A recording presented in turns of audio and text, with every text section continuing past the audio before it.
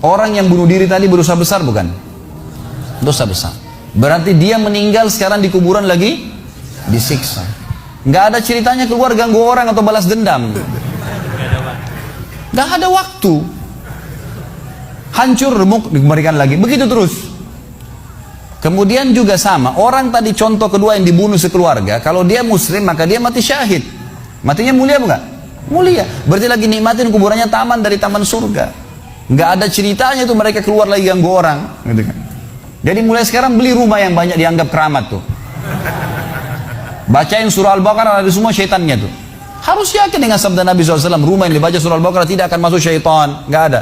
Takut semua syaitan. Baik, kita tutup dengan kata-kata saya teman-teman sekalian. Lalu dari mana? Kalau saya beli rumah, saya pernah dengar suara bayi di atas rumah, atap rumah saya. Saya pernah dengar suara cangkul di belakang rumah, pintu bunyi sendiri, gitu kan?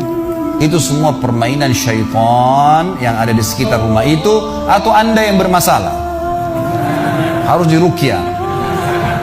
Dibacain ayat, ada sihirnya tuh. Mungkin pernah mandi dulu ilmu kebal, mungkin pernah ini, mungkin pernah bersemedi, apalah macam-macam yang khurafat ini, maka dia harus diruqyah. Jadi harus diobatin. Baik, begini contohnya. Kalau kita lagi lewatin tadi rumah yang orang ada bunuh diri, ini kalau ada syaitan di sini marah dengan saya, tapi saya nggak peduli. Memang dia musuh kita. A'udzubillahi minasyaitonirrajim. Gitu kan. Allah hancurin mereka. Gitu kan. Yang jelas teman-teman sekalian, kalau kita lewat di rumah yang ada orang bunuh diri, gitu kan. Misal pagarnya 10 meter, begitu kita jalan 1 meter pertama, semua syaitan itu gerumunin kita tuh. Tuh yang bunuh diri itu perempuan, matanya belalak, rambutnya panjang, keluar darah dari hidungnya. Terus dibisikin. Orang yang takut, manusia yang takut, maka pada saat dia balik ke tempat yang tadi syaitan bisikin dia itu, dia lihat betul nanti perempuan tuh. Karena dia takut, jadi dia bisa lihat. Yang takut saja bisa lihat, yang tidak takut tidak bakal lihat. Makanya kalau ada temannya jalan di sebelah nggak takut, tanya, kau lihat gak? Dia bilang nggak. Kalau dia bayangkan nenek-nenek, dia lihat nenek-nenek temannya. Permainan syaitan. Maka orang beriman mustahil melihat yang seperti itu. Nggak ada ceritanya. Atau dasarnya orang itu kena sihir tadi. Maka bisa melihat penampakan karena ada syaitan yang mengganggu dia, dan dia dasarnya membuka diri untuk itu. Makanya harus ruqyah, obat. Gitu kan? Ada metode pengobatan, tentu bisa lihat di YouTube, ada ceramah saya, ruqyah syariah. Ya, nama saya diketik, insya Allah ada tata cara yang sudah saya ajarkan caranya mengobatin itu. Tapi yang jelas itu semua permainan syaitan, teman-teman sekalian. Dan inilah poin pertama, pintu pertama untuk takut kepada Allah Subhanahu wa Ta'ala. Artinya semua selain Allah dalam makhluk jangan pernah takut dengan mereka. Syaitan pun yang biasa dianggap menakutkan bagi manusia itu dusta semua. Sampai sabda Nabi SAW mulia, hadis Bukhari, siapa yang membaca Bismillah, Bismillah, maka syaitan yang ada di sekitarnya menjadi kecil seperti lalat. Jadi orang yang gambarkan syaitan besar itu tidak benar semua. Kata Nabi SAW dalam hadis Bukhari yang lain, siapa yang mau masuk ke rumahnya lalu dia baca Assalamualaikum, salam warahmatullahi wabarakatuh, syaitan di sekitar rumahnya berkata kepada teman-temannya, tidak ada tempat nginap buat kalian malam ini. Salam saja sudah jadi benteng, nggak bisa masuk. Kalau dia makan dengan baca Bismillah, ya, dia baca Bismillah, maka syaitan berkata lagi sama teman-temannya, tidak ada makan malam buat kalian malam ini. Nggak bisa cuy.